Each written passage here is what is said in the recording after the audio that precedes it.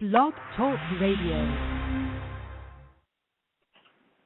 Happy Valentine's Day from Myrtle Beach, South Carolina. This is Dr. John Stamey, and boy, do we have an incredible Valentine's Day show like we always do for our listeners. We've got tonight a wonderful guest, actually two wonderful guests. I will move her from being co-host to a guest because it's Valentine's. And so we're just excited. I'm going to start by introducing, if I can get this last person. Yes, I'm going to start by introducing our panel of experts because we got some real wild cards tonight, and I'm so glad everybody is here. First of all, the Surgeon General of ScaryCast, the one and only Dr. Trey Donaway. How are you doing tonight? I'm doing great, John. Happy to be here. Happy Valentine's We are glad. Thank you. We're glad to have you here. And our man from West Hollywood, the one, the only, Devin Tate Strucker. How are you doing tonight, Devin? I'm doing great. Happy Valentine's Day to everyone, and congratulations to the LA Rams on the Super Bowl. I didn't watch it, but I heard everybody cheering all over town last night, and now they're changing the Hollywood sign to read Rams House temporarily. So it's a good feeling here in LA. I'm sure there is. Well, that's great. We are certainly glad to hear you. As I tell everybody, we've got the Surgeon General with us. We've got the longest-running co-host of ScaryCast, and, of course, from Niagara Falls, Canada, that crazy dude from up there, up north, Mark Johnston. How are you doing, Mark? We are so glad you're here with us. Excellent. I'm glad to be here with you guys as well. And I was just thinking while you were talking there, it was about just over 3 years ago when I was first on your show on Bigfoot and Company, and I believe She Squatcher's Jen Kruse was on that, and I remember it being a really good show, so I'm looking forward to tonight and hearing what she as well as Robin have to say tonight. You know what? We always have a lot of fun on this show and all the other podcasts that we've done. Now, first of all, I will introduce our guest. I'm making her guest tonight, the one and only, one of the coolest Bigfoot experiencers that I know, one of my very closest friends, and the only person that knows my address, Robin Haynes McCray. How are you doing tonight, Robin? I'm doing great. Yeah, I made sure I got your address. I've got it in 4 places. I think we're good now. If she doesn't hear from me by the end of the day, she's calling the cops to make sure I'm alive. But anyway, we're so glad to have you as a guest because you are one of our two. Great to be here. You are one of our two Valentines, and thanks for being here, and thanks for being with us every week on ScaryCast. And here she comes, one of my oldest and dearest friends in this paranormal world, the one and only She Squatcher, the leader of the pack, and one of the coolest people that I know. And she and I have had many, how can I put it? We've had a few incidences that we've had to take care of, haven't we, Miss Jen Kruse? Oh, you betcha. Hello, everyone. Happy Valentine's Day. Well, happy Valentine's to you. We are so glad that you are here with us tonight. And so I will officially ask, on behalf of the guys here, on behalf of Devin, Dr. Trey Donaway, and Mark Johnston, Jen Kruse and Robin McCray, will you be the ScaryCast Valentines tonight? Of course. Yes. Wow. Well, I tell you what, we could not have had a more incredible answer from two of the most wonderful paranormal people that I know. I've known both of you for a long time. Jen and I came up through the Tennessee Bigfoot Conference and the Georgia Bigfoot Conference, and I just know I talk to Robin every day, except when she's too busy consulting with it. No, I talk to her every day. So anyway, thanks for being our ScaryCast Valentine. Want to scare me? And pardon? I said, except when you want to scare me. I don't hear from you, and I go in panic mode. Oh, okay. Well, that's okay. Okay, I guess. I appreciate it. I'm glad someone goes into panic mode. All right. Now, tonight's topic, I asked Jen Kruse, I don't know, about 10 days ago. I said, what do you want to talk about? She said, multiple universes. And then I think we jointly said, well, we probably need to include the Mandela effect. So, Jen, is that kind of how the conversation went? Absolutely, it did. You know, I think that the majority of people have experienced the Mandela effect to one extreme or another, and maybe they're just not aware of it. Maybe they've never heard of the Mandela effect. But I personally think, you know, because what they define the Mandela effect, if you were to Google search, what is the Mandela effect? They're going to say that it's a group of people in mass that are remembering history wrong. They're remembering history wrong. But, you know, the funny thing is that people are remembering the same thing that they say is wrong. It didn't happen that way. And, you know, one of the ones that really sticks out for me that's a common one was from the James Bond movie, Moonraker. You know, where it had the big tall guy with the metal teeth. And there's this scene. Yeah, there's this scene in that movie where there's this she looks like a young college girl, and she's real cute, and he smiles, the sunlight just shines off the metal on his teeth, and she smiles back at him because she has a mouthful of braces, metal braces, and the light just catches off of her braces, and they have this moment. And it's just really kind of a sweet moment that they both have metal teeth. Well, now, if you were to go look at that, they say that that's not in there. She doesn't have braces at all.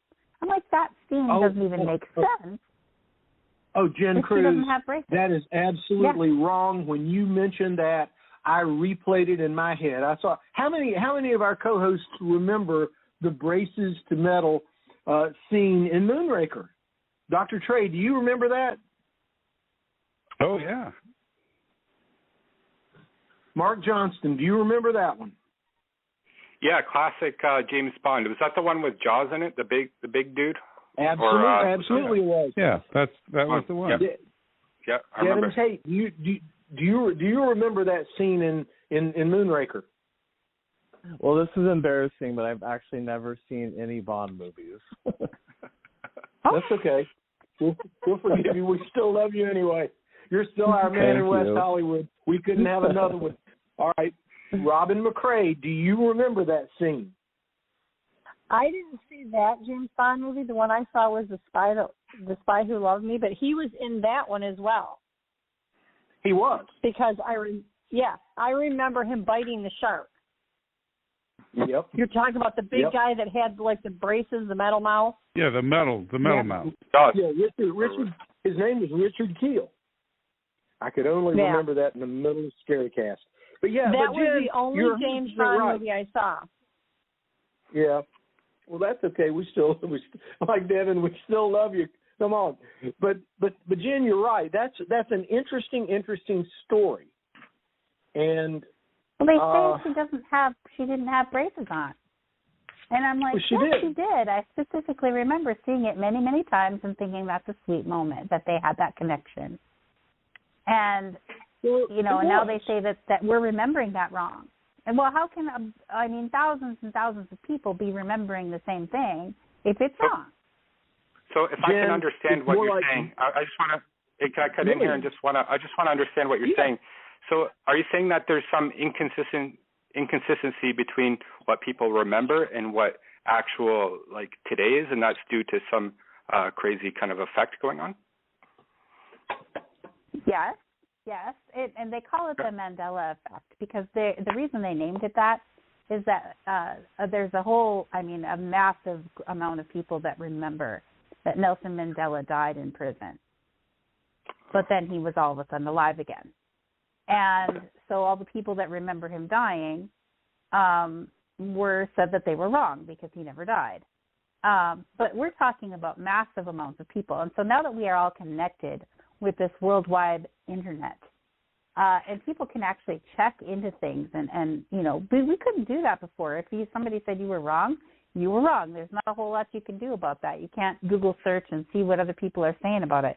But now you do a simple Google search for Mandela effect, and it'll come up with the top 10 Mandela effects or the top 40. And masses of people are remembering things, the same exact thing that they're saying is not true nowadays. So now if you go and get that movie, The Moonraker, she apparently doesn't have braces in the movie. But she did in the movie that I saw many times. Of course. So what's happening there? They call it the Mandela effect, and they say that we're just remembering it wrong. But I think that's a bunch of hoopla, because if we were just remembering it wrong, we would be remembering lots of different things. It wouldn't be all the same memory, would it? That doesn't make sense. So there seems has there's to be a pattern there going on there. Yeah. It seems there's a pattern going on. It's like some type of consistency between people's experiences, which you got to give some credit or validity to if that's what's actually happening. And we're talking massive amounts of people that are remembering the same thing and are swearing up and down, no, that's how it happened. This is what happened. There's actually, who was it that was supposed to be in a genie movie? I remember watching that genie movie. Sinbad. Yes. Yeah. They say Shazam, I think it was called. Yeah. Of course, people thought there was a movie called Shazam that came out by Sinbad. Everybody remembers it, but then it never happened. But the thing is, are they confusing it with the Shaq movie? Because I believe Shaquille O'Neal was in a genie movie too. So you always got to think of, is it just some confusion, like a false memory because of something else they were remembering? Well, that's possible. Mm-hmm. But there's a whole bunch of very specific things that people are remembering. Like as a child, this might date me, but I had the Berenstein Bear books. The children's books, Berenstein Bears, and it was Berenstein. It was Stein. And now it's Berenstain. Yeah. And what's interesting is that it was Stein. Yeah, Stein. That's what I remember too. I remember that too. But if you go look at it now, it's going to say Stain. Berenstain. Yeah. So, I mean, there's all these things that, I mean, maybe you're not aware of all the different ones, but if you do a Google search for the most common or the top 10 Mandela effects, most people can relate to a high amount of them. So, you know, I thought about this a lot, and I thought, what's really going on here? Because I started experiencing changes in my personal life, too, memories of my own that wouldn't be corroborated by thousands of people online, but, you know, things like statues changing. And, you know, here's me going, why did they change the statue? And they said nobody changed it. It's always been that way. And I'm like, no, it was not. So I think what's really happening here. Huh? So I just want to interject, and I really want to hear what you're saying, but I also want to have a complete understanding before we move on. So I know something called the 100th monkey effect. Have you ever heard of that, where, like, a groups of monkeys learn a specific behavior, and somehow it's passed between the groups, like beyond physical means. And there was experiments done in psychology that showed this. Is there some type of collective consciousness going on where if enough of us kind of follow this memory, that it kind of spreads, beyond the normal, like in a collective conscious way between different people? Yes, I have heard of that. There was actually a group of chimpanzees that were living on an island, and prior to this happening, they would always just pound coconuts on rocks and take a long time to get it open, a lot of effort and a lot of work to get a coconut open. But one day, a chimpanzee on this island found a coconut that had landed in the water and had been sitting there for a while, and he picked it up, and he realized he could easily open this coconut. So he learned from that experience to start soaking his coconuts in water before attempting to open them, and the other chimpanzees on the island started to do the same. What was interesting is that this island, I think, was at least 50 miles away from the next island, and chimpanzees cannot swim.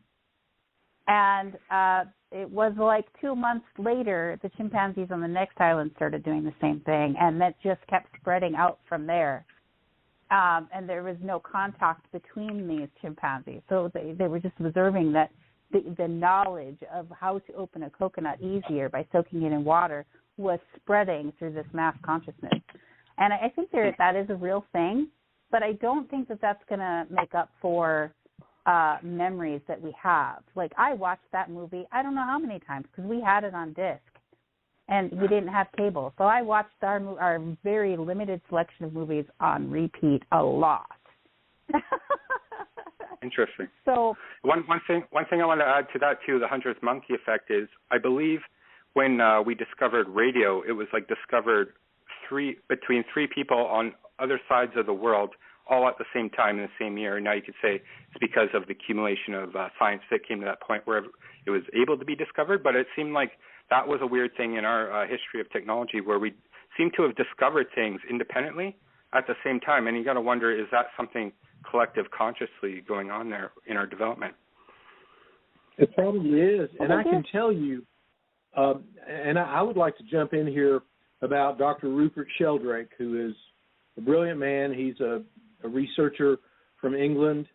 And in his book, A New Science of Life, his first book, he discussed the Welsh mining town experiment.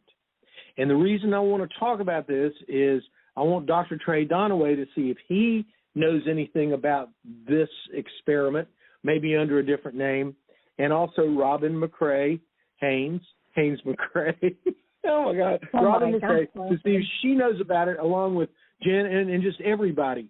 Because what happened is they took a bunch of ink blotches around to Welsh mining towns, and they picked Welsh mining towns in his book. In the book that I had that I can no longer find, he talked about the fact that Welsh mining towns were not connected by any technology or telephones. So if they went and did this experiment in one town and did it in another one 40 miles away, there was a 0% chance that anybody had any connection or knew about it. And so what they did, they had these ink blots, and it's like they showed them to people, and nobody could see anything much. But then by the time 30 or 40 people had seen them, they all started seeing the same fairly abstract image in these ink blot photographs. Now, I don't know if anybody knows about this or has heard about it, but, I mean, I surely didn't make it up. I mean, I'm not that smart, and I had to buy a new copy of A New Science of Life by Rupert Sheldrake because for some reason mine vanished, and it's not in there. I Googled the Welsh mining town experiment up all over for years, and it just never shows up. And I don't understand why. And I guess this is a Mandela effect for me, is because I remember it very much. And then another one that I had, my dad took me out on I think June the 23rd, and he said, son, look at this. It was like 9:30 at night. The sun had just gone down, and he said, this is what happens on this date. This is the longest day of the year. So then he comes back on December 21st, and I thought something was wrong. And he said, son, you remember what we did back in the summer and saw the longest day of the year? I said, yes, Dad. And so he said, what time is it? He showed me his watch. I said, it's 4:30. I just learned how to tell time. And it was dark. It was getting very dark at 4:30 p.m. What a good dad. He showed me the difference between summer and winter and how long the days are. I mean, I can't thank my dad enough for being such a great dad, but that's what he did for me. And then I found out that is not the case now, because it gets dark at 8:30 at night in the middle of the summer. Well, that's really 7:30 at night because of daylight savings time.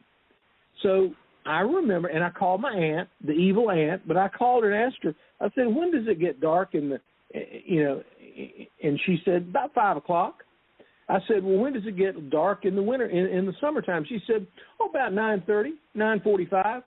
Even my aunt, the evil aunt, that I still love her, but, she's kind of crazy. But even she remembers times when, and I asked various people, and it seems like the older people remember the change in time. And I thought, when I realized that the sun was going down earlier, I thought, God, that'd be the biggest news on the planet. but apparently nobody noticed. So sorry. You know, so Jen, between Moonraker and between the fact that the sun goes down earlier, 2 hours earlier, there are strange things. Now, Dr. Trey Donaway, I'm going to pick on you, and then I'm going to pick on Robin, because I'm going to pick on every one of you.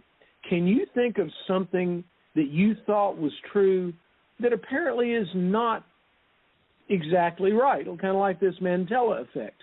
All right, and I'm going to go with it's a 10-point toss-up. That sounds like the GE College Bowl. 10-point toss-up, and I'm going to go with Robin McCray on that one. Do you remember something that's not the way it is today? I'm trying to actually think. I'm sure there's been a multitude of things. I mean, really, you know. But I want the thing I wonder, like the whole Mandela effect thing. You know, of course, I always tend to go to the freaky side of everything anyway, because that's just what my life is. But there's a couple things. First of all, like when they were talking about the chimps and talking about people that, you know, they would see the same thing from another group of people that were miles and miles away and had no contact with each other. And the first thing that comes to my mind, and Jen knows of this too because she deals with the Bigfoot, everything is telepathic. Okay, if you watch animals, even the deers, when they're out in herds, the way they maneuver, they all move in sync. They do it because they're telepathic. They don't have to be next to each other. You know, it's not just the cryptids. I mean, we mind speak all the time. John, you know that. Mm-hmm. And so that's something to think about as far as how are all these people believing and thinking the same thing and not being together. Just kind of the weird and freaky side of it. Yeah. You know, have I ever witnessed something? Different things, like little things here and there. You know, and it's like, how can 30 people see the same thing and then it's still not correct? So, yeah, I don't know anything specific, but I know it's happened throughout my lifetime on and off.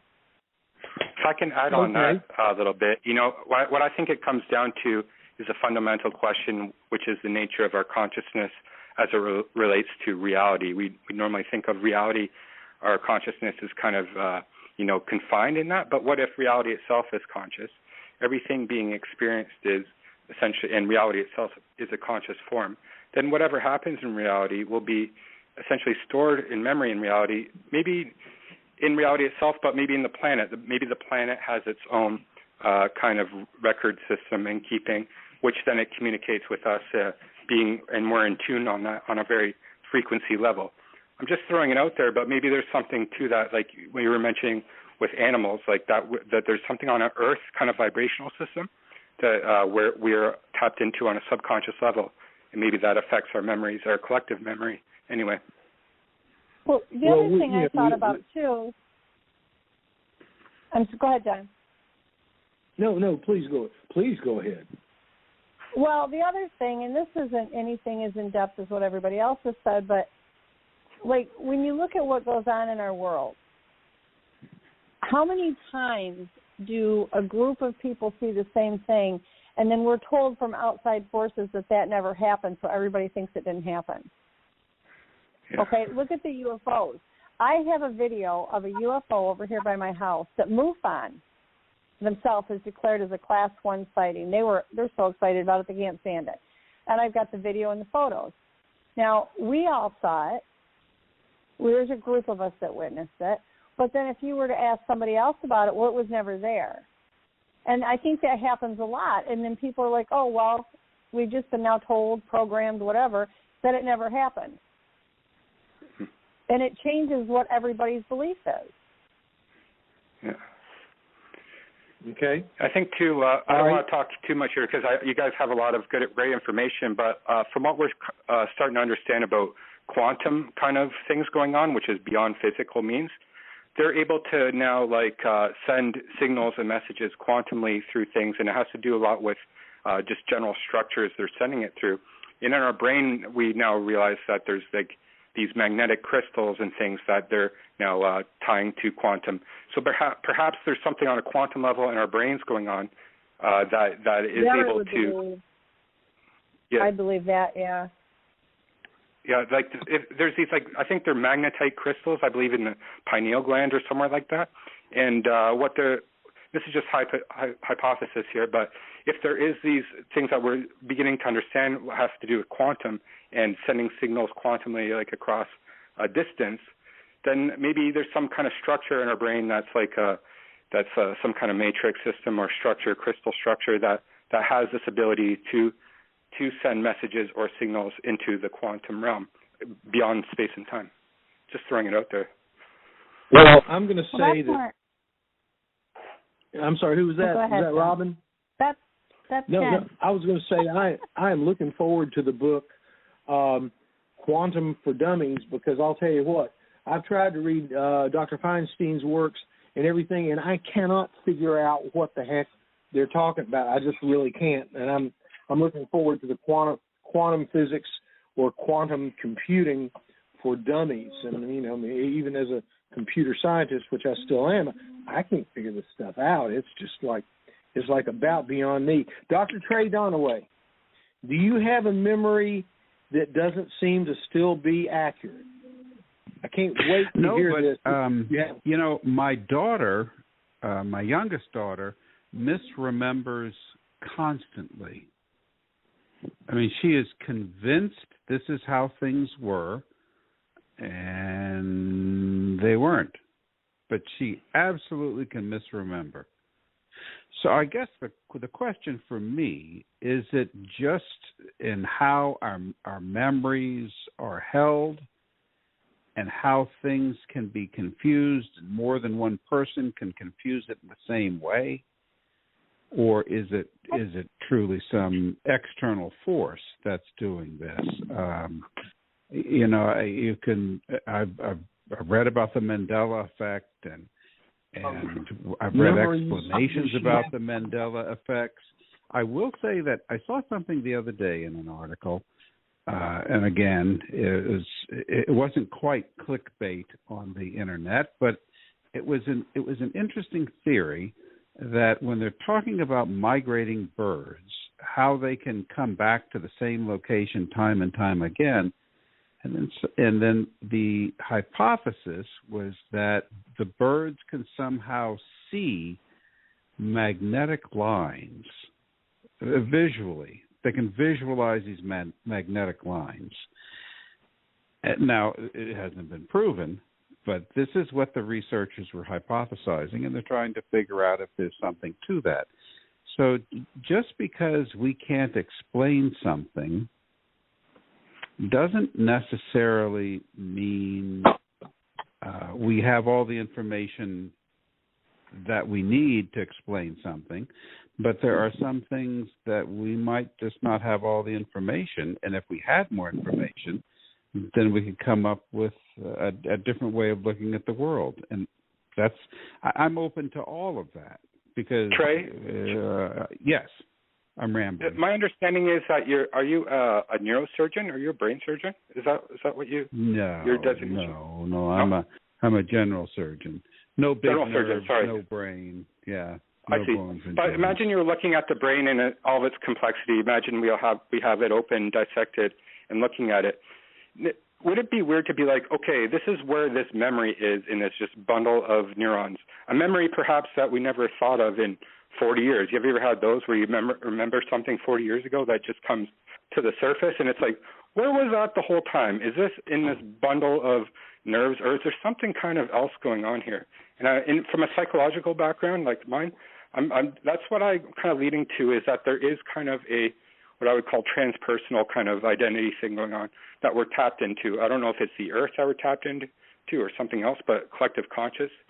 And because I just think what is a memory? And it just kind of blows my mind sometimes when you have these memories that like you haven't thought of in 30 years. And it's like, where was that the whole time? You know what I mean? Well, I know, one of the strongest memory triggers is scent. And I know that's true. I can smell my grandparents' house in Arkansas. It's I'd recognize it anywhere, and occasionally I will smell that. Now, is it a real smell, or is it just my brain telling me I smell? because whatever we experience sensory-wise is processed through our brain, which we don't understand. I mean, we have some general ideas better every year as more research is done in neurosciences, but still, we don't know what does this, and we don't know all the neural pathways and those connections. But our memories are dynamic. When I was in medical school, I remember our first year we had someone come in and they talked about hypnosis. And I was always fascinated by this. My dad was in the military. We were stationed in Turkey. When I was 6 months old, we moved to Turkey. And I spoke Turkish before I spoke English. My mom said one day, "Trey, look out the window, it's snowing." She said that in English, and I didn't do anything. And our Turkish maid, my mom taught in the little base school, so the Turkish maid said to me in Turkish, "Trey, look out the window, it's snowing." And I jumped up and ran to the window. My mom said to my dad, "We got problems here," because I could speak Turkish, but I couldn't speak English. And once we came back to the United States, we were transferred back, and the Turkish gradually faded from me, except when I was in, I don't know how old I was, but it was after I'd been speaking English for a long time. I fell, I hit my head, and all I did was speak Turkish. I didn't speak any English. Yeah. Wow. That was really, really bizarre. And Inshallah. when we went to the doctor said, "So what happened here?" And then I started speaking English again. That was just a weird happenstance. That's so crazy. When I was a first-year medical student, we had a hypnotist come, and he explained how hypnosis works and how he could use it. And I asked him after class, I said, I explained this to him. He says, "You really don't understand. But I can tell you, your mind and your memory, it's not a tape recorder. It's not like you can rewind it to a certain point." He said it's a dynamic thing. And like the saying, old saw goes, if you don't use it, you lose it. So our memories are pliable, and I think it's as the memory gets more and more distant, or we confabulate with something that was similar but wasn't the exact same thing, and our memories can confuse those, which could go in one form of a scientific explanation of why there's a Mandela effect, or why Sinbad is in a movie or not in a movie. It's because it was something close enough so our memories blend things that happened. That makes so a lot I think of that's a good thing. But I don't know, but I do know our memories are plastic. They are not rigid. It is not a tape recorder. And when you consider how neurotransmitters use chemicals in their neurotransmission, the mixture of chemicals, the concentration of released materials, all of this can affect our memories in ways that we can't even begin to comprehend. Yeah. So Trey, to me, Trey. Memory is a big mystery. Yeah, and Trey, I love your scientific input on that. Yeah, but you know what? The smells make sense. Sorry, go ahead. I'm sorry, go ahead, Mark. No, you go ahead. That's my bad. No, it's just it reminds me because like with the smells, I can remember stuff from when I was a kid from my grandmother who's been gone for almost 15 years, or different places that I was at in the woods that had a particular smell or whatever. And it's like all of a sudden if I think about it, I can smell it. Yep. And that's like and if I remember correctly, it has to do with the limbic system, which is kind of like our lizard brain. I mean, it's brainstem stuff. It's a very specific area of memory is the smell, and that is something that really sticks with us for a long time. And I always find it very fascinating when all of a sudden I detect this smell, and it takes me exactly to where it's always been in my brain. And specifically, it's like a trigger. Yes, it's a trigger. And whatever causes that I actually can smell, or whatever chemical business is going on between my neurons that triggers that smell, I don't know. All we do is know the result of the sensory input, wherever it comes from. And then I have an explanation for that. That is early memory. Mm-hmm. I have an explanation for that, which is memory. It's usually a recollection through association. For example, that's why mnemonics work so well. If you're studying for a big test and you had to remember this word, if you were related to another word, then all of a sudden you memorize it better, correct? Through an association. So yes. Through different sensory associations. And the other thing to mention on that is there's different types of memory. There's short-term memory. There's kind of a reflexive memory and long-term memory. Long-term memory, I think, is the one that is most kind of mysterious because, like what we're talking about, where does it come from? Where was it this whole time? I haven't thought about this person in 30 years, and all of a sudden something made me remember them in the situation again. So I think there's something that psychology has always tried to, explain this, and I think it's one of the kind of mysteries that, I don't think we really have an adequate explanation, to be honest, like what memory truly is as far as our modern paradigm of science goes. Yeah, in this month in particular, I have been overwhelmed with memories. We had a couple from Colorado on January 3rd told us they were going to buy our house. And we've lived in this house for 35 years. And I'm a collector of all sorts of things. And I had stuff that my mom brought and dropped off years ago that stayed in the same bag. She dropped it off, and I've had to process through everything in our house, deciding what to keep, what to give to Goodwill, and what to save. And so this month has been a very interesting memory month for me because I remembered things that if I didn't have the visual input of seeing something, I would have never remembered that I knew it at one time or another. You can imagine, 35 years, plus stuff that dated back to the time I was in high school and before. I've recently seen all this stuff in the last month, and it is literally and figuratively mind-boggling because of all these memories that I dredged up that without that stimulus, I would not have remembered that I knew it at one time.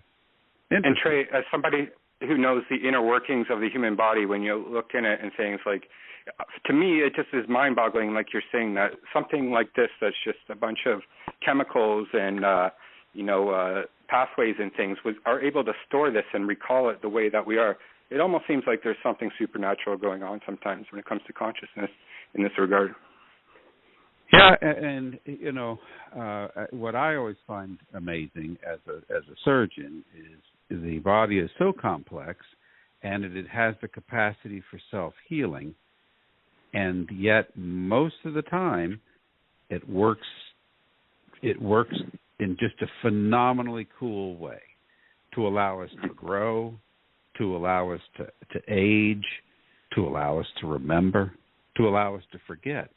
And, of course, when you're looking at the body as a surgeon, you're looking not even at the cellular level, but you're just looking at the different parts that fit together so well and have evolved over eons of time to give us what we take for granted in our bodies every day. Well, that got pretty philosophical pretty fast, didn't it? I think it's pretty relevant. Kruse, I'll have to say that that was a brilliant statement that you just made, and thank you for making it here on ScaryCast. And I want to get to Devin Tate. Do you have an experience that seems to be misremembered? Yeah, I think I mentioned it before to you, but first I just wanted to say, it's really interesting, this conversation. I remember one of my first frustrations in life was when I was a kid, and I would ask my grandma questions, about how it used to be when she was a little girl, or things like when my dad was a kid, and she would say, "Oh, I can't remember."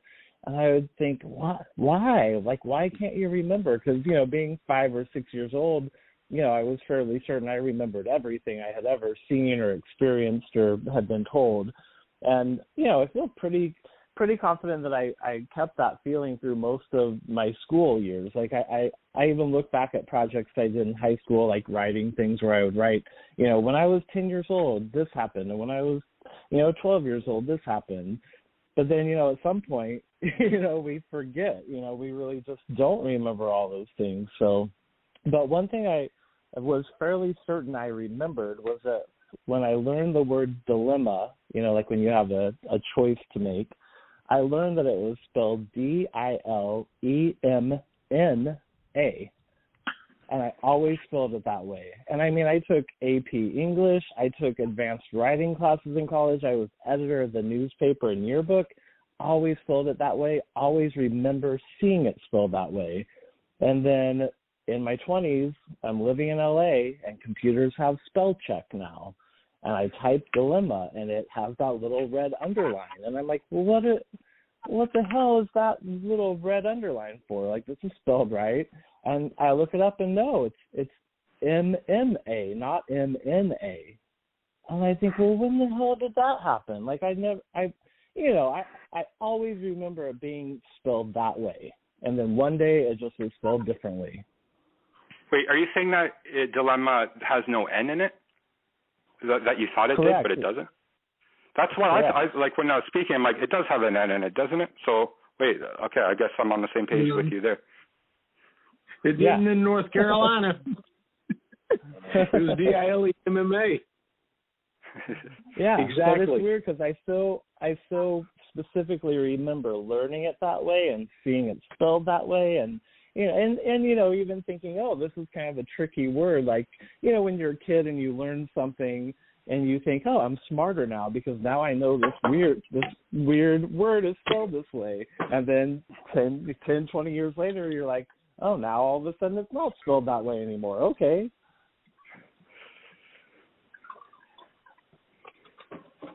Interesting. Well, Devin, that's something that brings back memories to probably a lot of us. And that was a wonderful example. And so what I would like to do, a really wonderful example, is the sponsorship of WLSC AM and FM Loris in Myrtle Beach, South Carolina, Banana Jack's radio station, and we certainly appreciate being on. ScaryCast is on. We are the true overnight of paranormal world. Oh God, things are moving here. We are the true overnight on Saturday night, Sunday morning at midnight, and it's just great to be on ScaryCast, having us there, and we're just so thrilled to be on WLSC AM and FM Loris Myrtle Beach. Thanks to all of our listeners, and we do get some emails.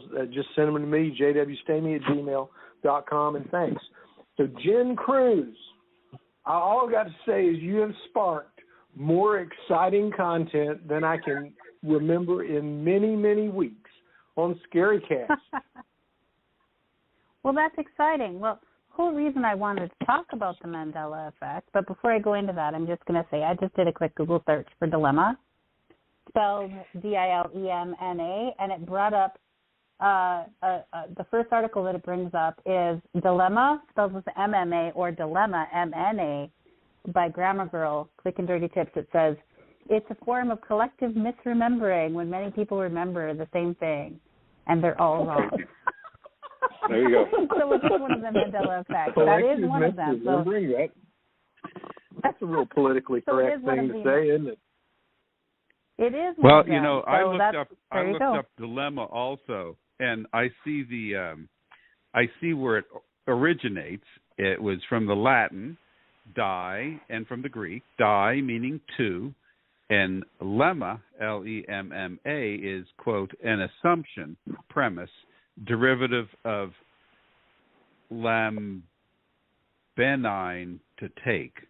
I don't know what that means, but it's all the way back to the Greeks and the Latin, where we get our word dilemma, and lemma was always spelled Lemma, according to the Romans. So, who knows? Yeah, but growing up in Kansas, I don't think they were teaching us anything about the original Latin. I don't know how it happened, but I remember it only ever being spelled that way, and then all of a sudden nowadays it's only ever spelled this other way. Well, it seems that there's a bit of a discrepancy between what our expectations of reality is and then what our actual reality is. And that's kind of a discrepancy. And in a way, that is kind of a dilemma. So if there is something supernatural going on, maybe this is the universe kind of communicating to us on a word that we understand of what's going on. We got a dilemma in our memories or collective consciousness. There we go. Exactly. So I love that. The whole reason that I wanted to talk about the Mandela effect in association with parallel universes or multiverse is because this was happening so much in my life, not just the random ones that people collectively remember, but very specific things were changing for me, and I'm talking on the daily, and sometimes 20 minutes apart. And it was I literally was feeling like I was going crazy. And at the time I was going through my spiritual awakening. I was always intuitive, always psychic, but I had really tried to push it away most of my life. But there came a point in my life where I just couldn't anymore, and I just opened my arms and let it come. And I had a wonderful guide that helped me along the way, and he was my Native American elder. He kind of took me under his wing like a daughter, and he was the leader of the Medewin of our tribe, which is the Grand Medicine Society. People would consider them to be medicine men, although they don't call them that themselves. They consider themselves to be spiritual advisors, and all things mythological and just really paranormal and everything. Things that he did really shocked me sometimes. He knew things that I never told him, but he was very specifically knowing it. And it just always blew me for a loop. But he was guiding me through this spiritual awakening, and he was also a mental health professional. He was a counselor full-time. So when I would call him and say, this is what's happening, I feel like I might be going crazy, am I okay? And he'd say, you're okay, just keep going. And he goes, I know that this is hard for you, but because it's hard for you, it's going to be easier for everybody else. You just have to keep going. Don't be afraid. Keep going. Push through it. And I did. And every time I called him thinking, I really feel like I might be losing it now because this is just nuts. And I would explain it to him, and he would tell me that I was okay and I needed to keep going. And always the same thing, he said, that it would be easier for everybody else because I was going through it. And in the end, I would always say, what does that mean anyway? I was so frustrated. I wanted some clear answers, And there was quite a few different scenarios that I was going through that were, sometimes breaking through what I call fear barriers and destroying fears that were beliefs in my mind. But there were also very, very real things like there was a statue, and it's a giant statue of a Native American woman. And it's placed in Thief River Falls in Minnesota, right by where the Thief River falls into the Red Lake River. And it's across the street from the Northland College. And this road that you drive by, this area where the statue is, it's a park. And you have to drive over a bridge, over the Thief River, and then on to my aunt's house, which was just down the road from there. So we drove this road a lot. And I remember as a little girl, prior to being able to read, I asked my aunt to take me to that park because they had, playground equipment, and I really wanted to go there. We were always driving by it, and I'd never been to that park. So she took me there, and I walked up to this statue, and I'm looking up at it, and I see that there's words at the base of the statue. And I asked my aunt to please tell me, what does this say? And so she reads it to me, and it's all about this Indian maiden who literally, I'm part Native American. She was from my tribe, okay? So she's from our tribe. And she's telling me the story of it that's on the statue and how she, back in the day, they would, if they were washing their clothes or something in the water, in the river, they would either hang their babies in cradle boards from the trees. If the wind was blowing, it would rock the babies to sleep. And that's where the song Rock-a-Bye Baby comes from. rockabye baby on the treetops that came from our tribe, hanging babies in the trees for the wind to rock them to sleep. And then if they were working in the water, sometimes they would tie the cradle board to the shore, and then the water would rock them to sleep, and they'd be right next to them as they worked in the water. And so she was washing clothes in the river, and she turns around, and her baby is gone. And they searched and searched for this baby, and they never could find it. And she spent her life at that river searching for her baby, and she was always demanding that the river stole her baby, and that's why the river was named Thief River, because it stole her baby. And she spent her life there waiting for the river to give her baby back. And this statue was erected in remembrance of her, and it was this giant, like huge 3-story statue of an Indian woman, and she had this empty papoose on her back. And she just had beautiful paint that would signify the outfit, the regalia that she was wearing, wonderful, beautiful details in her hair, just a beautiful Indian maiden. And she was erected there and was staring at the section where the Thief River falls into the Red Lake River. And so this story was just so moving to me that every time we drove past this, which was often because my aunt lives on the other side of that, I would look over, I would look at the statue, and I would say out loud, she's still waiting for the river to give her baby back. And every time we drove by there, I would say that out loud, and I would acknowledge her and honor her in memory of her. And so we're talking about me at 3-4 years old and then on up till mid-30s. Every time I would go to my aunt's house and drive past this, I would, no matter how old I was, I would look over and say this. Now, mid-30s, I'm on my way to my aunt's house for a baby shower. My cousin's having a baby. And I'm driving by the park, and I look over, and I start to say she's waiting for, and I see the statue that's there, and it's now a man.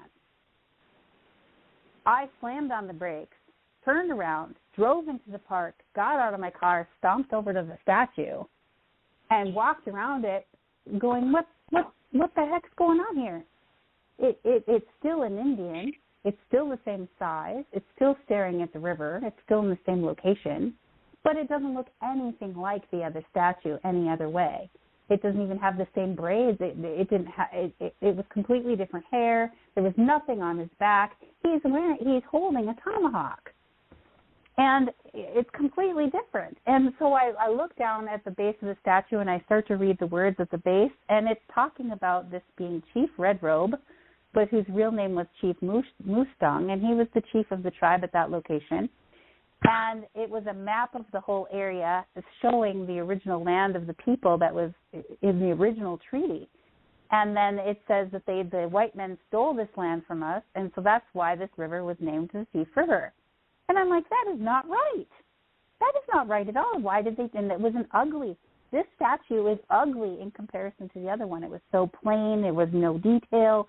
The other one was just simply beautiful and so detailed and so colorful. This one, he's wearing a red soldier's jacket. I mean, it's just like, this is all wrong. And so I get in my car, I go over to my aunt's house, and I demand them to tell me why they changed the statue. When did they change it? Why did they change it? And nobody there can remember anything about that statue being a woman. And I was like, no, this isn't something that I could have, misinterpreted. This is my whole life we're talking about here. That meant a lot to me. That statue meant a lot to me. And I looked it up online, and I can find where they erected the statue in the early 1970s, and it was a man. And so these kinds of things were really tormenting me, like, what is going on here? Because I know that wasn't a man before. I started asking people. Over what period of time did you recognize the statue as the original statue? Did you see it once and then it was changed, or did you see it multiple times and then it was changed? All through my whole life to age 30, mid-30s, going to my aunt's house a lot. driving past it many times a year because for a while I actually lived there, so I was going there on the weekly. So, I mean, I saw the statue all the time. And so it wasn't just I saw it one time when I was a kid. No, I saw this all the time. And I remember just thinking how beautiful she was and how sad she was that she was still waiting for her baby to come back. And so this was a really, I mean, I knew for a fact that it wasn't a man before. I knew that. And so I was trying to figure out why nobody could remember it being a woman. So I started asking clients of mine who I found out went to Northland College, which is right across the street from that. I said, if you went to Northland College up in Thief River? And they said, yeah. And I said, okay, well, do you remember the statue in the park across the road from there? They said, yeah. And I said, can you tell me about the statue? Can you describe the statue to me? And do you know the story that's connected with the statue? And they would tell me if they knew the story. And the majority of the people told me it was a man, that he was a native man, and about the if they knew the story, it was about the land that was stolen by the white people, and that's why they named it the Thief River. But this is what's cool. Every once in a while, there would be a person who told me it was a woman, and she had an empty papoose on her back, and that the river stole her baby, and she spent her life there waiting for the river to give her baby back. And digging further into that, that's actually a real story. That is a fact that happened there.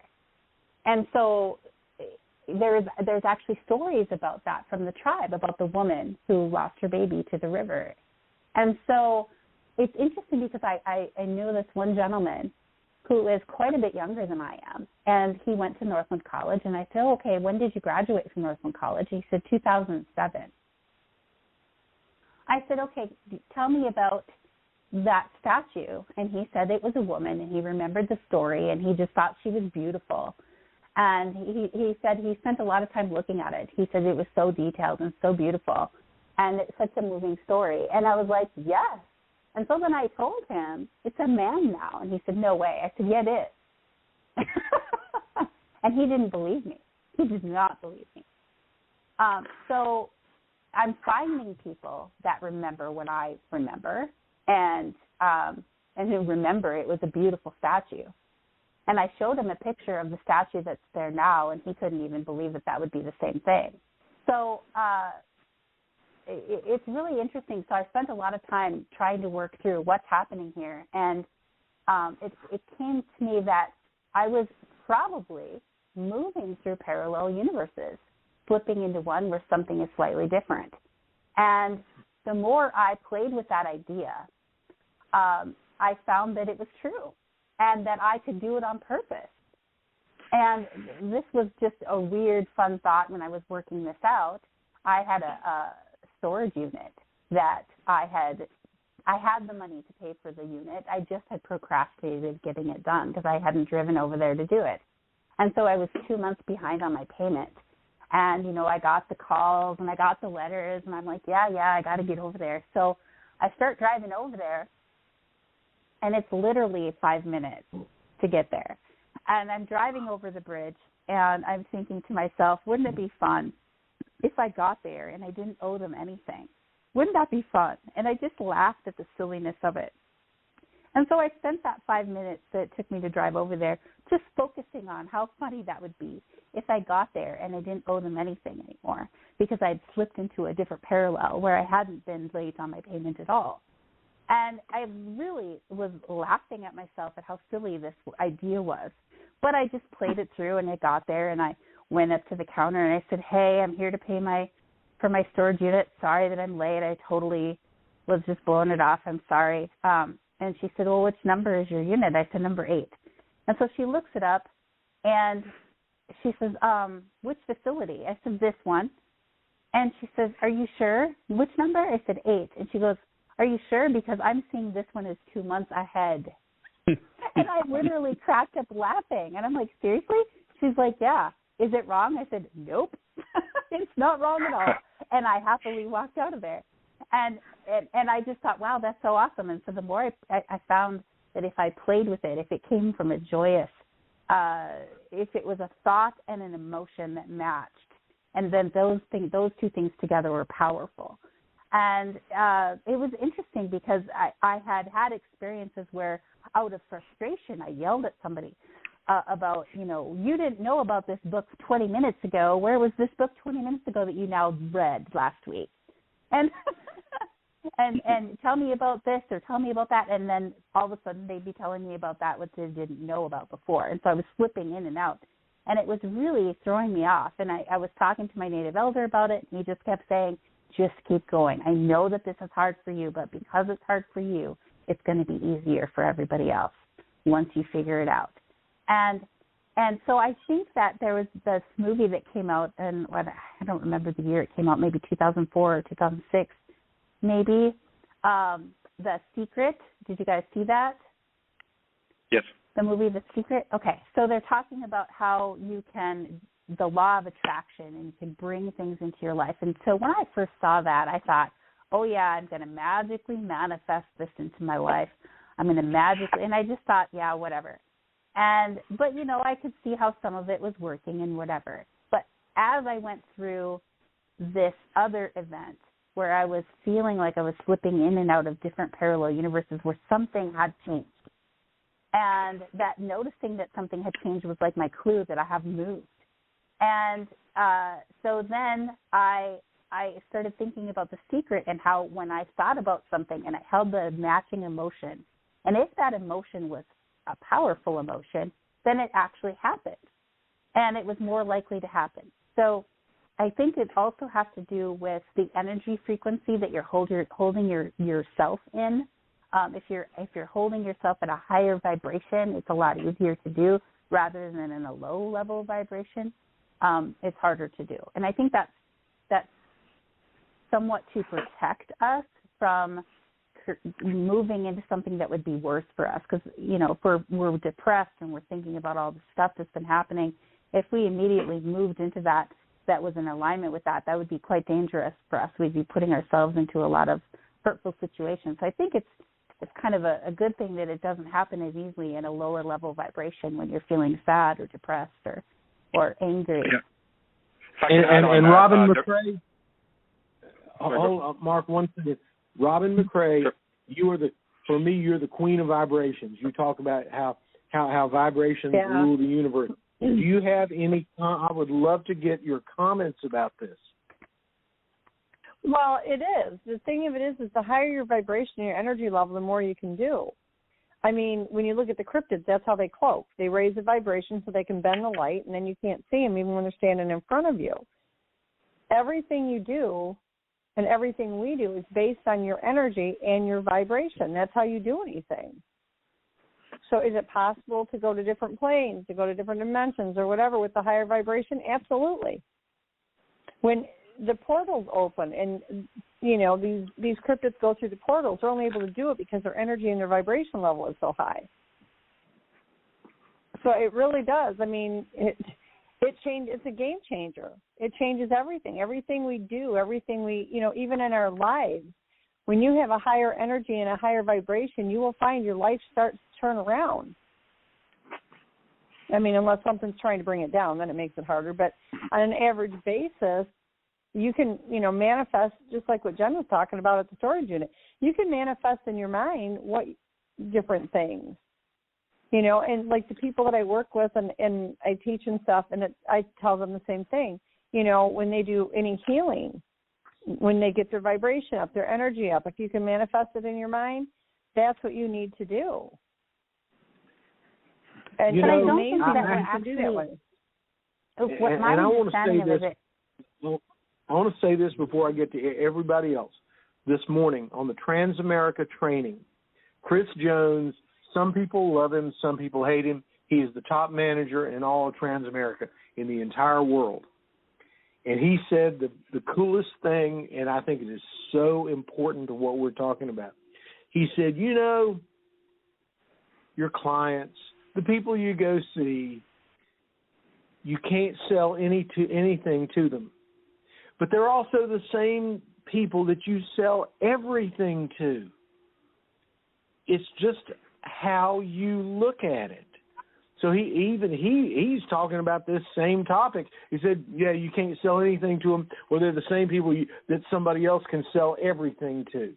So it's very interesting how this works and how this, what we call reality, works. I mean, if we believe one thing, it's going to happen. If we believe something else, it's going to happen. You can believe. Our Valentines, I want to ask you a quick question. Can you believe something good into existence, and can you believe something bad into existence? Jen Kruse, do you agree with that statement? Yes, you can. But I think, John, it's more than just manifesting. I think that these things already exist in parallel universes, that they literally are thin like paper and are stacked on top of each other, and that literally everything that could have happened did happen somewhere in these parallel universes, and that we can slip into the others. And we can slip into the others quite easily, and I think that's what's happening with the Mandela effect. There's a group of us that remember the Moonraker having, the girl having braces, and we've slipped into a parallel where she didn't have them. And so there's a group of us that remember it very specifically, and then there's the movie that says, no, it didn't happen. And there's all kinds of things like the Berenstain Bears books. You can look it up. They are the Berenstain books now, but I specifically remember how they were spelled. Lots of different things, and I encourage everybody to look up the Mandela effect and to look at the list of the common ones that people agree upon, and see what you see there that you can relate to. Because once you start seeing this stuff, if you start looking for it, I can move now through these parallels with other people. And so I'll give you an example. My mom was engaged to a lovely gentleman, and he took very good care of her. And she decided she needed to have all of her teeth pulled out. So they pulled all of her teeth, top and bottom, all of her remaining teeth. She was going to get full dentures. And this was the whole reason why she couldn't come to one of my events that was local, that was a huge event that I was going to be speaking at. She couldn't come because she was just recovering from having her teeth pulled. And I remember saying to my mom, and this is funny because we joked about it, I don't even know that I want to say it on the radio, but there was a joke about a woman not having any teeth, and I made her show me that she didn't have any. So I looked in her mouth, and, we joked about it. And then a period of time later happened, and her fiancé died. And then I spent a lot more time with my mom after he died because she needed somebody to be with her all the time. And so we were out for dinner with my boyfriend, and we were at a buffet, and my mom says, next week I'm having my teeth pulled. And I looked at her and I said, what are you talking about? And she says, I'm having the rest of my teeth pulled out next week. And I said, Mom, you don't have any. Let me see. Show me. And, because I'm so used to this happening, things changing, I don't buck it very hard. I'm just like, show me. And she showed me that she still had teeth in her mouth, and I specifically know she didn't have any. And so I was like, okay, interesting. And she goes up to the buffet to get some more food, and my boyfriend says to me, I remember your mom having all of her teeth pulled out. They were all gone at Paracon, and that's why she couldn't come. I said, that's what I remember. And so a couple months later, I'm out to dinner with my daughter and my mother. And my daughter, she's an adult person, and she's always been very psychic and tried to push it away just like I did. And she says to me very nervously, she says, Mom, do you know anything about the Mandela effect? And I said, yes, I do. Why? And I'm smiling. She looks uncomfortable, like I think I might be crazy, uncomfortable. And I said, why? Are you experiencing changes? And she goes, yes, a lot. And I said, okay. I said, that's cool. And I started to tell her the story about my mom's teeth, but my mom is sitting right there. And I stopped myself because I just had this feeling come over me. And I said, no, ask my mom. I said, Mom, when you had all of your teeth pulled out and you had no teeth left in your mouth, was Daryl alive or was he dead? And she said, Daryl was alive. He took care of me. And I said, and that's why you couldn't come to Paracon? She said, yeah. I said, interesting. And so I went home and I got a hold of my boyfriend and I said, Mom, tell him this. And we're just sitting there giggling because we're watching this change back and forth. We're watching it change back and forth. And we experience things together. And I have friends also that I experience changes with. And I just say, we just have to go with the flow of it, because I think if we buck it too hard, we move backwards. We go back. And it reminded me of years and years ago when I was younger. I used to listen to a radio show called that Art Bell had on Coast to Coast. When it was Art Bell's show and it was on in the middle of the night and you'd listen to it on your radio in the car. And he had a guest that came on that claimed to be a time traveler. And he said that he was moving backwards in time, making small jumps through parallel universes, moving backwards in time. But he was making small jumps through parallel universes. Jen, are you talking about John Titor? Was that John Titor? I don't remember his name, but I think his name was John, yes. It was John Titor. Yeah, right. Just an incredibly famous person in the paranormal, psychic, weird as heck literature. Okay, please go ahead.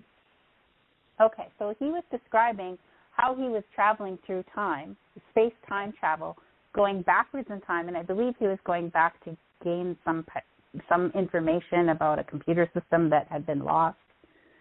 I think, if memory serves. I didn't pay a whole lot of attention to what he was going back for because I was just fascinated by what he was saying. And he was saying that he was moving back through parallel universes and he had to make small jumps, because if he made a big jump, when he was jumping back, making these small jumps to get back to his world, that he knew he would never, ever get back to the exact same world that he left, but he would be able to get back to one that was close enough. And all of that just started making sense to me.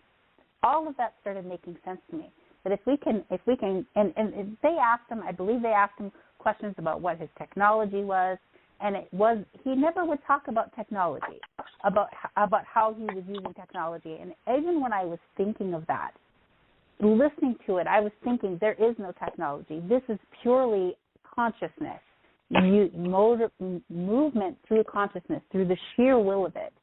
And I've always talked about that with people who I would talk to about time travel or space travel, teleportation, moving from one place to another physically without having assistance of anything. I've said, because I had a friend who was really into science and was talking about how you'd have to be really specific about your coordinates because you could materialize in the middle of a wall because the Earth is spinning. And I said, well, I don't think that would be an issue if you were powering this through consciousness alone. You would never think about yourself materializing in the middle of a wall. You would think of yourself materializing standing in the room. And so I don't think that would be an issue. And we've gone back and forth about that. And I said, I always think that this is going to be something that's unlocked with our consciousness and our sheer willpower of moving energy through the power of thought and intention. And this just seems to be what I believe to be true, that is what is possible. That is what that very famous John, who was calling into Art Bell's show, talking about this time travel, that he was doing through jumping through parallel universes, small jumps at a time, moving backwards, so that he didn't get too far off course. Jen, I've got to tell you something funny. I had apparently at one point the producer of that Art Bell show on my show, on ScaryCast, and that episode is gone. It is not part of what it is gone from Blog Talk Radio. When I search Art Bell, there's no search result, because apparently, and also this fellow that was the producer for this producer, he's gone from he's gone from Facebook. I mean, these folks are gone. It's just amazing. But anyway, thank you for those recollections, and those are wonderful. And here's what I'd like to do. I want to ask our other Valentine, Robin, to talk about the answer to the question, and then I would like to have our three panelists ask you guys a question, and then we're going to say that this might be the world's greatest Valentine episode of ScaryCast. So, Robin, do you think that we can kind of believe good events versus bad events? I guess that's the best way to say it. What do you think? I think that we can. I think we have to realize that sometimes there's others, that come into play, but I definitely think we can. I definitely 100% believe we can time travel. I always have. I think there's been too much evidence to prove otherwise, that we can't. But, yeah, I mean, I think I'm not going to say every single situation or case, but I think there's a large probability that, yeah, you can. When you raise that vibration, when you raise that energy level and you get focused on it in your mind, years ago, everybody laughed at the fact that people could speak telepathically. We've been told for hundreds of years that it doesn't exist, and it goes on and on. Now but more and more people are doing it. And we know that. Okay? I'm sorry. Exactly. And so now it's becoming I'm not going to say it's accepted because it really isn't, but more and more people are aware of it. Okay? Telekinesis, everybody's found on that. It's a real thing. It is literally a real thing. The power that we have in our mind and in the vibration that we have and in the energy that we have is astronomical if people just know how to use it. And just like Jen said, if you don't use it, you lose it. Yep. But it really makes a big difference. If you are a person who has a very low energy, and I'm not talking about physical energy and whether or not you can run a mile or whatever, I'm talking about the energy within your body that everybody has, and that vibration, when that's low, bad things happen. It really and truly does, not only because of your vibration, your energy being low, but it calls in what I call bottom feeders, which are just entities that feed on that gray matter that it creates around you. So when your energy is up and your vibration is up, you take more control of what you want and how you want to do it. Okay. Absolutely. Well, that's great. And so now, can I chime in here? Thank you for that. And then, so what I'd like to do, since Mark, you're talking, I'd like to go with Mark and with Trey and with Devin in that order for our three co-hosts to ask our Valentines the question that you would love to ask them based on these conversations. So, Mark, what is your question or your comment? Well, I'd just like to comment first, whenever I look at these types of subjects, something to do with paranormal, whatever, I like to approach it from a very scientific background. And I know science, we have a lot of these anomalies, right, that we cannot always explain or just beginning to understand. And, as science develops, we understand it more and more. And one thing that I remember distinctly from my when I was in university for psychology was this experiment that I was told. I believe it was in my statistics class because, if you were to do a coin flip, statistically, the coin, it's going to eventually go 50% more times you do it, right? Well, there was this experiment done that kind of suggests there's precognition, and if we look at memory as not something that's linear or due to the past, maybe there's something consciousness that we're tapping into that's nonlinear or quantum level, like we were talking before. But anyway, in this experiment, they had a bunch of students that they asked to be participants in the research, and they said either you're going to be shown a blank screen or you're going to be shown a very explicit pornographic picture or video, right? And they had to guess which one it was going to be. Well, you would think just like a coin flip, if it's 50-50%, it would be, if you were to graph it out statistically, it would be 50-50%. But it's not. And this was done at Cornell University. It was discovered that 53.1% of the time they guessed that it was going to be a pornographic picture. Now, what's going on there? Is there something dealing with the, on an emotional, subconscious level where we actually remember things before they happen? Is there something, because we determined before, memories have a lot to do with emotion and, association and things. Well, if there's something kind of nonlinear and we can pre-memorize things in the future, such as what this experiment is suggesting, it shows, based on statistics, that 53.1% of the time they were getting it dead on. So it shows that there's something more going on here as far as conscious awareness goes and our ability to, almost in a sense, future memorize things. And the one question I want to throw out there based on that is something like deja vu. We experience these phenomenon deja vu, where we remember this experience is already happening before. This, like, you know, I experience it all the time, and I just want to throw it out there. How does our guest here explain that? And is there anything kind of supernatural going on with that? Okay, so we'll ask Robin first, and then Jen. Okay, I missed part of it. I'm sorry because I couldn't hear anything. Okay. It blacked out, so I'm sorry. No worries. The question, though, for you is just like about deja vu, which is kind of like a memory that we've experienced this situation before that we're currently right? Because, I think we have multiple planes. Mm-hmm. I think they're all parallel. And I think deja vu is just a matter of we've already experienced it on another plane. It's already happened. That's why it feels familiar. I've had it happen a number of times, constantly.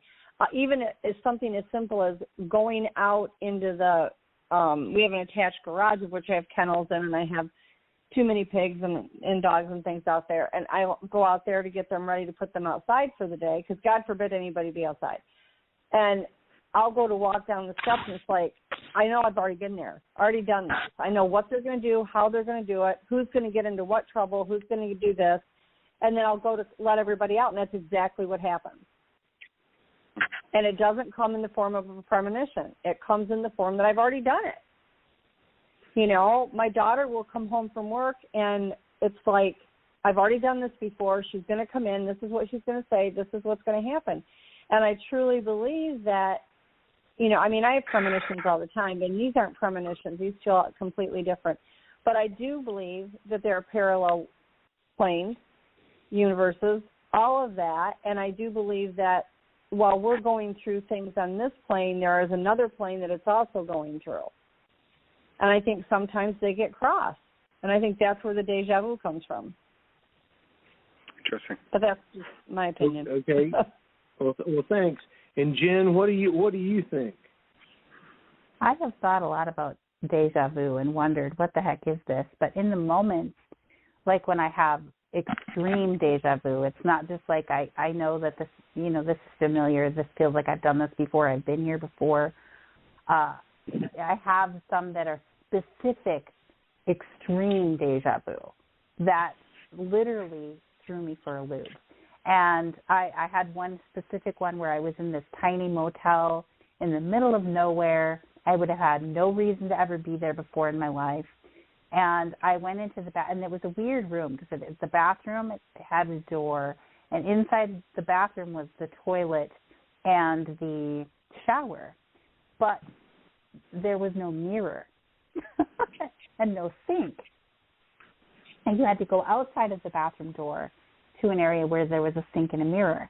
And I just remember getting out of the shower and going, I can't see myself. I can't see myself at all. It was the weirdest thing. There was no mirror in here. And so I was literally looking into the towel rack, which was chrome, trying to see if my makeup had run underneath my eyes. And as I was doing that, I remembered doing it before. And it was just strong. I did this before, and I was remembering this room, and I know that there's other rooms that have the sink and the mirror outside of the bathroom, but this one was just, the shape of it was like a triangle. The room itself was a triangle. It was just really unique, and I just remember I've been here before, and I was like, why is this happening? And the sense that I got in that moment of this extreme deja vu, which was a quite different experience than just a regular deja vu. The feeling that I got intuitively in that moment is that I did it wrong before. I chose wrong before, and I'm trying it again. Interesting. That's what that's what it felt like to me. Okay. And I think that's different than just a regular deja vu. Yeah. Where I do think that our memories from parallels can slip into a merging of what we are too. I think that Robin is on the right track with that. Yeah, I have to agree with Jen on the severe deja vu. I really do. To me, it's just these are things we've done before. Whether we've got them right or not, we've done them before, and we're doing them again. And I think people that are of a higher vibration are going back and forth between these planes. Some maybe more than others. I mean, because I know I've had that happen. I've gone to do something, and it's like I feel like I'm in a different place, and I'm going through the motions, and then all of a sudden I'm back over to the other one, and I'm back at the beginning to do it all over again. Interesting. I've had that happen where I'm driving through the country, and I drive by this mailbox, and this goose is standing there looking at me, and then like 2 minutes later, I drive by the same mailbox and the same goose, and then a couple minutes later, I drive by it again. And I'm still just going forward. Yeah. I went to Indiana one time, and from where I was living at to where I was going was a 4.5-hour trip. And I'm driving down the road, and literally 2 hours have gone by, and I'm there. I'm like, okay. I don't know. I went the same way I always did, but it went completely back. And, this is highly possible because my native elder, he always told me that I could remember what my ancestors knew and that I had to remember what they knew because I needed to do those things again. And he pressured me all the time to remember what I used to know, what my ancestors knew, that I could remember their memories and know what they knew. And he would pressure me, and then he would tell me stories about what my ancestors could do. He said that our tribe, which is up in Minnesota, that we used to trade goods with the people down, the native people down in the American Southwest. The Hopi people specifically were one of them, and he said that my ancestors would take the goods to the Hopi, trade, and then come back.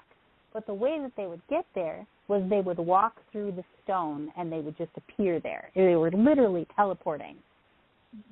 And he says he didn't use the word teleport, but I was like, are you talking about teleportation? He says literally they would walk through the stone. They would physically travel from one place to another place physically, taking the goods with them, trade the goods. These people didn't know how they got there. They just came with goods. They traded. They were friends, and then they would leave again. Well, there was one instance, he said, where the Hopi were leaving. They were walking away. They were quite a distance, and they went to walk through the stone to come home, and the Hopi turned around to wave goodbye and saw them walk through the stone and disappear. And they still talk about it to this day. And so he was encouraging me to travel physically with thought and intention, and he was pushing me to do it all the time. and he was telling me that my ancestors could do this. It's in my blood. It's in my genetics, so that I can do it too. And so all the things that I would remember, that I would experience, he would say, this is part of that. Keep going, keep going. So, I mean, I think that the ancient peoples have memory of this, and I think the more and more people are open about that, the more they're going to discover. But so many indigenous cultures are so secretive about the things that they know. They're always saying, don't talk about it, don't talk about it. I think it's time to talk about it. Or discover it ourselves, too. I think that would be meaning. Yes. All right. I tell you what, we're getting ready to run out of time, so I want to make sure that Trey and Devin have a chance to ask questions if they can. So our Surgeon General, Dr. Trey, do you have a question for these ladies? I don't, but I do have an observation. And John, I talked to you about this experience a couple of weeks ago, and I think this is very applicable to this evening. We have discussed things that involve human physiology, biology, our minds, the chemicals in our minds, memories, different physical realities, and a lot of people listening might say, "Wow, this is really woo-woo. This is a lot of stuff that's really out there." But here's my observation. We have a great dog. His name is Timmy. He's a wonderful dog. But in the wintertime especially, he likes to go out and barks at what we call barking at air. because he will go outside, bark, bark, bark, bark, bark, bark, bark. Now, sometimes he will bark and you can hear the bird fly off that he's disturbed because he doesn't like birds around here. So he barks at the birds. But a couple of weeks ago, he was outside barking, and we looked at each other, my wife and I, and we said he's barking at air again. And some of the neighbors are complaining that Timmy was out barking at air. So he was bark, bark, bark, bark, bark, bark, bark. And so we decided we'd keep him in the evenings. We wouldn't let him outside and bother the neighbors that are trying to go to sleep because he would stay outside. And we did this. We kept him inside, and he would get up, and you could tell he wanted to go out, and you could tell he was growling and carrying on. We said he just wants to go out and bark at the air, until we noticed that the beavers had cut down all the trees out in front of our house by the lake. And the moral of that little story is just because we didn't recognize something was going on, namely beavers are out chewing down some trees, Timmy did. He absolutely did. So I think people have different capacities to experience and to understand things that might not be easily explained by others. And I think we ought to keep an open mind about these things on this Valentine's Day. Sometimes we see with our minds, and on Valentine's Day, we often see with our hearts. I like that. That is so well put. Thank you, Trey. That's kind of a beautiful thought here on Valentine's Day. See what's in our hearts. So thank you very much. I love that. I remember when you told me that about Timmy. It was like Timmy knew what was going on. He was trying to. He knew it was something. We didn't. He could detect it. We couldn't. And just because we couldn't didn't mean something didn't exist. Well, my dogs go outside at night, and they're, out of 7 nights, we have 5 where they just go crazy, and they're like flying at the fence. And Pat and I will walk out there. We see absolutely nothing. They're convinced there's something there. We can't see it. We'll get them in the house and happen to look out the window later, and you see one of the foots walking across the yard. Or we've caught them in the backyard inside the fence. I mean, we didn't see them when they were going crazy, and while I've been sick and laid up in bed, the dogs that are in the bedroom with me at night will be fine 1 minute and go absolutely nuts. And I get up, I don't see anything. Then I'll lay back down, and a few minutes later, I'll see somebody's head looking in the window. Or they'll go over by the window, and I can hear them chanting.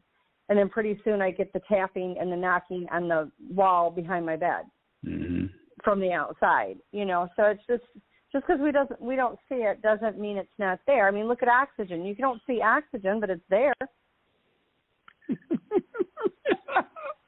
What a great we hope it's there.